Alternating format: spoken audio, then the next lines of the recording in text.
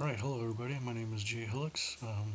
Thanks again for joining me on this video. Just as a quick recap, I have a 2016 GMC Sierra all-terrain 4x4 with some basic bolt-on mods and some tuning that I did on my own.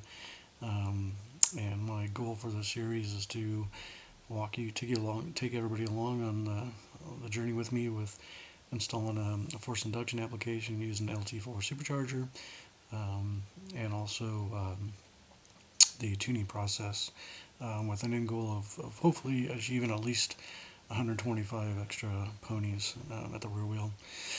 So for this video, we covered the the introduction of the truck and some of the stuff that I did on the truck in the last video. In this video, what I plan on going through is the parts, some good references out there to kind of help with this project. And since these parts are still on order for me, we can go a little bit into my tuning setup and how I got things set up. Alright, so with that, I guess we could jump into the parts list.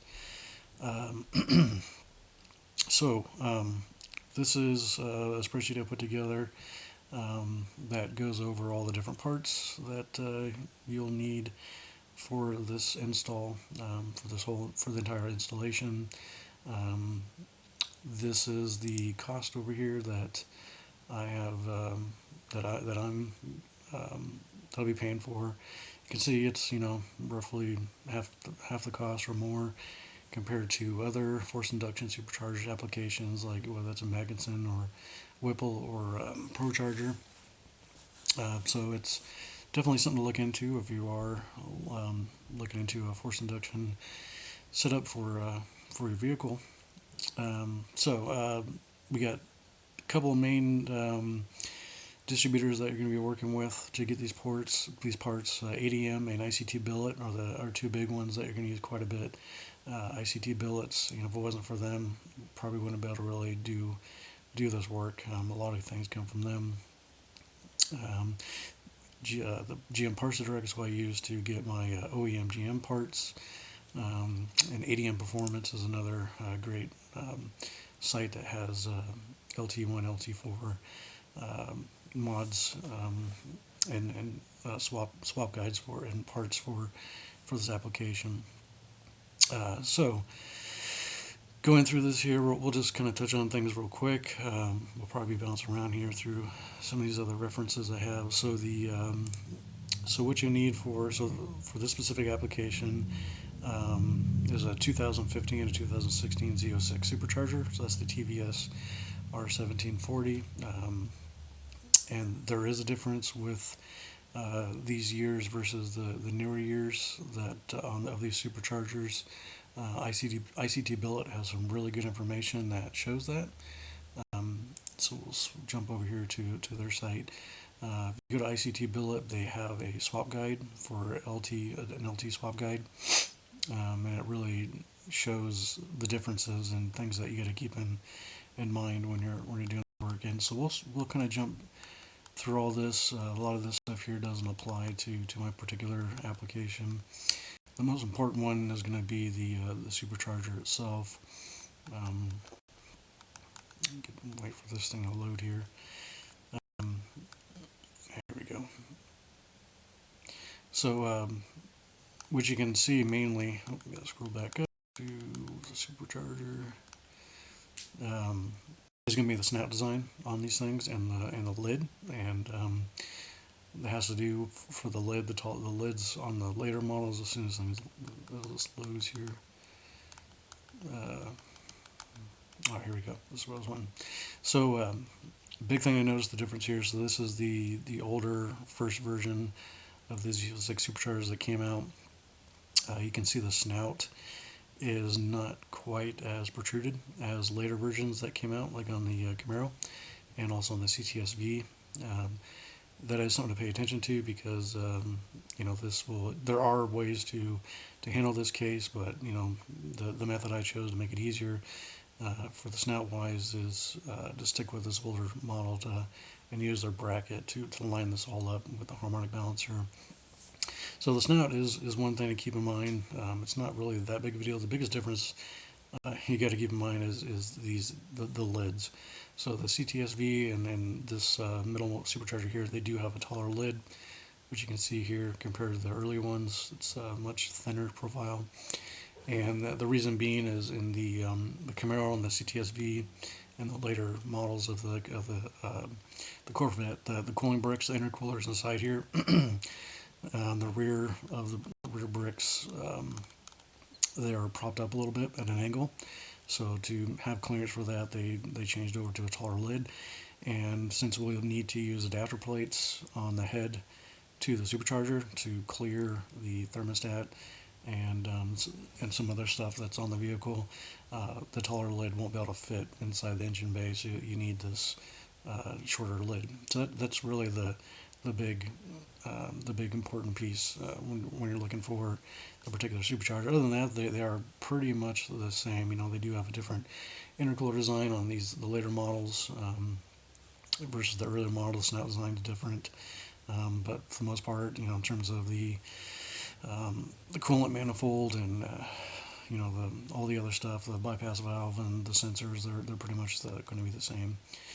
Let's see, there was another thing here that I wanted to show. Oh, yeah. With the supercharger, I'm going to also need to choose your throttle body. So for me, so I currently have this L83 80mm throttle body, and I'm going to go with the LT4 throttle body. To be honest, LT1, LT4, and L86 all share the same throttle body size. You know, they're all 87 millimeters. So quite a big difference between what I have now going into today. The difference is with the drive-by-wire module. It's on the if you're looking straight ahead, like in this picture, LT1s and LT4s have on the right, and L86 it's on the left. So like on this one here, and that really doesn't matter because for this to be able to clear some of the components on the engine, you also need a clocking adapter that comes from an ICT billet, and this will move on either one. LT1, LT4, or L86, it's going to clock this module up on the top here. So when you're looking for the throttle body, you know, you can either get the LT1, LT4 throttle body or the L86 throttle body. They're both the same size. It's just the drive-by-wire module is going to be different. So going back over to our parts list here. All right, so we talked about the throttle body. So you can, you know, get these from different. Oh, actually, sorry, I need to talk about where I got the where I got the supercharger. So the prices on these things for the 2015-16 supercharger, they're going to vary depending on who you get it from. Sometimes you'll see them on eBay for 3,000, 2,000, 2,500. Sometimes lower than that, and it all depends on the condition and what they're selling with it. If you can find one at a low cost in my mind, I'm thinking about 1,400. Would be pretty good. I mean, even cheaper if I can, if it's in good condition. But anything more than, if you're up in the 2000s, that's a little bit more than what I'm looking for. So, if you can keep your eye out on eBay or Craigslist or others to see if there's, or even if there's a dyno shop or performance shops locally that have swapped out the stock LT4 and they might have one they'll sell you for cheap. Keep your eye out on that if you're trying to if you're trying to procure one of these. The The other option is if you don't feel like waiting, there's a really good place to go to called TPS Performance, and you can get one of these guys, the blower only, for $1,400. It's $1,399, so roughly $1,400. This was the route I was going to go. So for $1,400, you can choose the option of either getting the tall lid or the short lid. And for me, since I wanted the short lid application, obviously for what we just talked about earlier, unfortunately TPS didn't have one in stock, and it was going to be about a 30-day back order that they're thinking that before they get one. So unfortunately, I couldn't go this route. I really wanted to because this was the cheapest that I could find. So luckily, though, I did find one on eBay. Now granted, when you get this from TPS, that just like they said, you are just going to get the blower unless you get the accessory package, which they include, which is $125. And I'm not sure if they show it here, but the accessory package doesn't have everything else to really make this a full kit.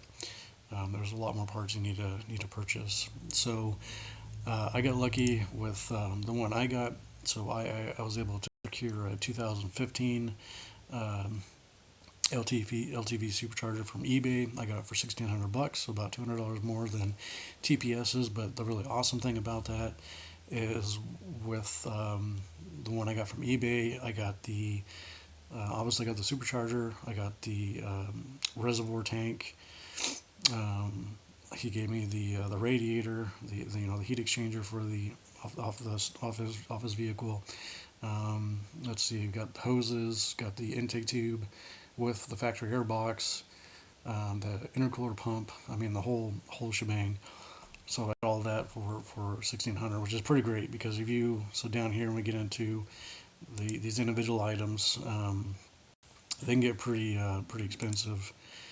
So the heat exchanger, I think from GM, there's Parts Direct. It can be like around $300. If you get it from like ADM, it could be even more. Same with the expansion tank and the intercooler pump. I think the intercooler pump is can get each one of these are going to be you're going to be spending a couple $100 extra. So I was pretty happy to be able to get all of that and even a factory entire air box with air tube for 1,600.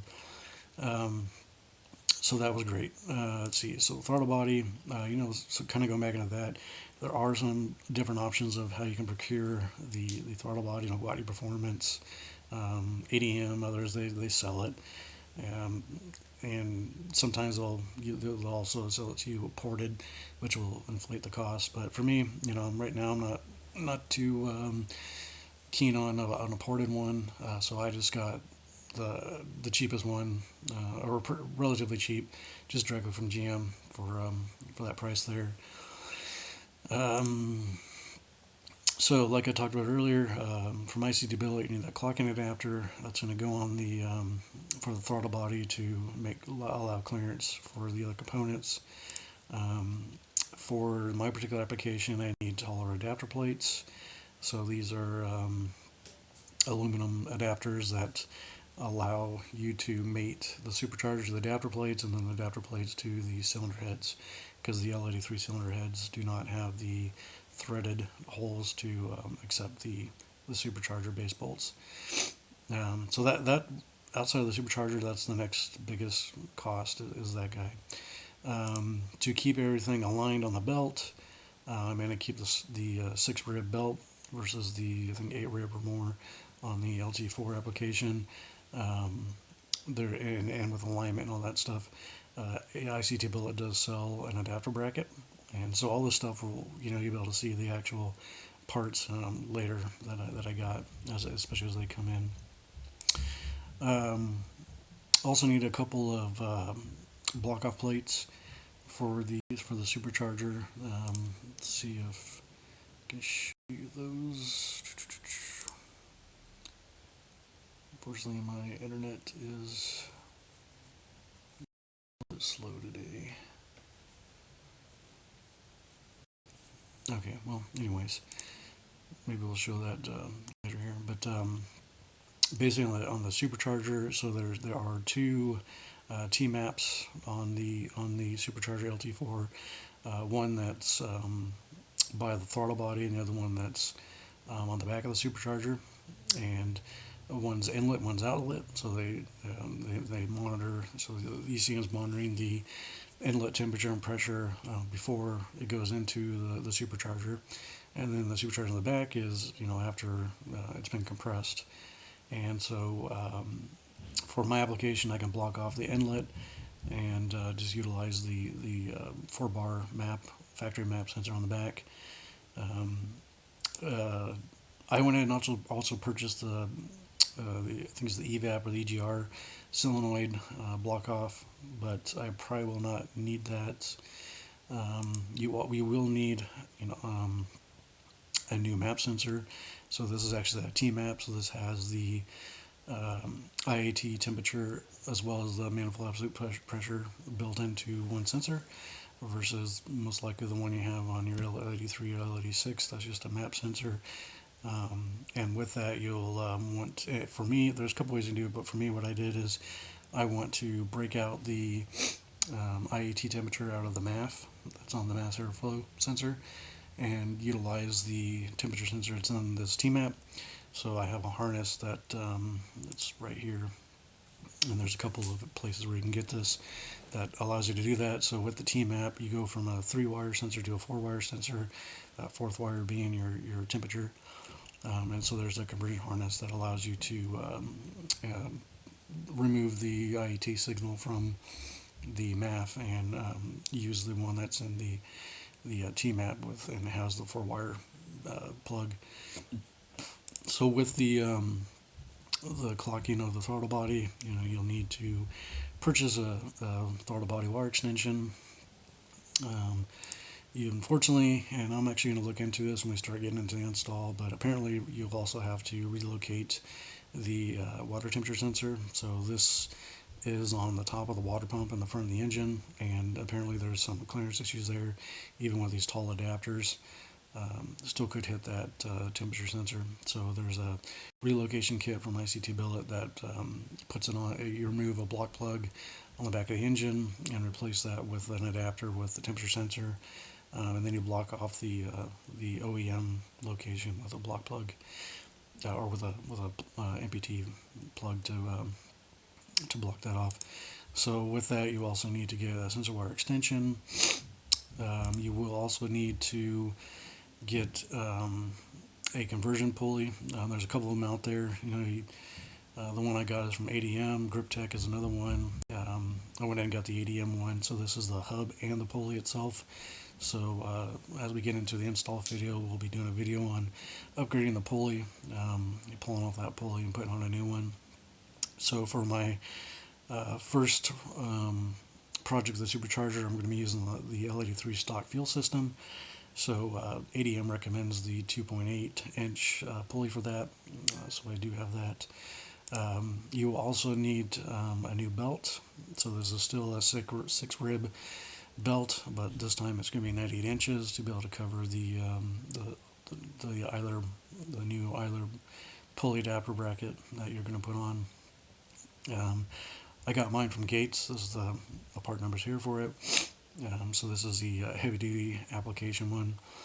I went and got the reservoir fill. So this is a little T-neck that you see on some GM vehicles. I got that. Probably won't need to use it, but we'll see as we go through the install. So here's the stuff that if you, depending on where you get yours, you might have to get the separate, or like me, you might get it with it. But this is the actual heat exchanger that goes on the front of the truck. The expansion tank, I'm using the one that came in my with my kit that I got off eBay. It's the OEM expansion tank. I also got the OEM tank or intercooler pump, and you will also need a pump harness for the intercooler pump. I got mine from ADM. There's some others out there that but they're all about the same price, but it basically allows you to just use a relay and use an ignition signal or some other signal you want from a fuse box to switch the relay, and how the relay pull the big current to kick on the pump. So I could have probably fabbed that up myself, but I decided just to go ahead and bite the bullet and buy it. And this one's all this stuff here in green is stuff that I got already. Either have it on hand now or it's still coming. This I still need to buy, but I am going to wait until I actually pull the snout off and see what I need to do. But I know I will need to get supercharger oil because I'm going to change the oil on the supercharger when we do a visual inspection as well. So this is the base list of the parts, the part numbers, the manufacturer, distributor, and the cost. Your cost may vary depending on some of these different things, but I'm going to be doing this project in two different phases. The first phase is really going to be just the base supercharger itself.